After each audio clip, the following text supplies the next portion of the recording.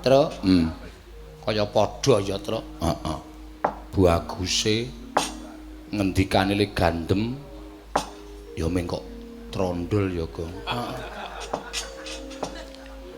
Paling le cukur kebablasan, Mbak. Ora ana wong cukur kebablasan. Aku tau cukur turadite tak ora tak jaluki susu tak kon genepi. Heeh. Malah dibutak. Cukur kok genepi ora. Senengane. Aku ya tau buka cukur. Ah wis ngerti aku ora gah. Gah wis ngerti aku. Ya tak omong sih to, Tru, senengane nyegati kok. Ora perkara nyegati ning aku ngerti. Oh ya tau buka cukur rambut ngisor pelem ngono. Mergo lek ku buka ning ngisor wit pelem. Ha kok pelem iki diorek-orek karo cah cilik dibusak. Oh. Ha tulisane terus buka cukur rambut ngisor. Ora ana wong cukur babak ngandel ora. Wis do ngerti to, Tru?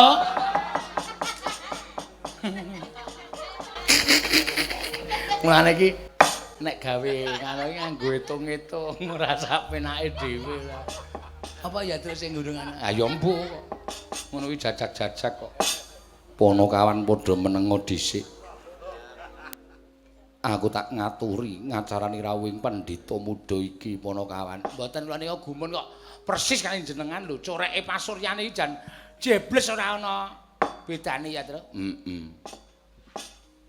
Lan wonten menapa dene Paduka Resi Janaka rawuh wonten ing Ngardi Ngarjuna mriki Penemban.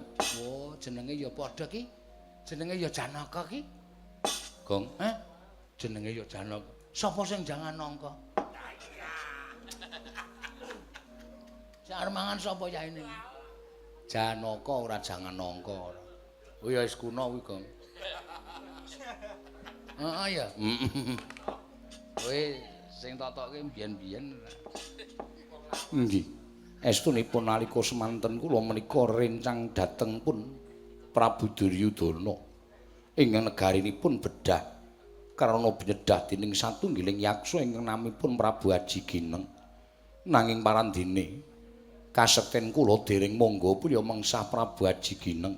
Tumunten kula dipun getak kamprung mapan wonten ing Argi Arjuna mriki Penemban. Menawi mekaten menapa boten langkung prayogi jengandika Penemban Resi Janaka sawetawis mesanggrah wonten ing Ardi Arjuna mriki Penemban menapa Paduka Sang Resi Arjuna njelur boten kawratan sabab menapa panjenengan lan kula sami-sami Brahmana ing mestinipun sami tulung setunggalan setunggalipun. Aduh Penemban, menawi kula mekaten kula namung ndederek menawi dipun keparengaken sawetawis kula badhe mapan wonten ing Ardi Arjuna njelur mriki utawi wonten ing Ardi Arjuna suwita dhateng Paduka Sang Arjuna jelur. Monggo Penemban kula kanthi manjing saklebeting pertapan Penemban.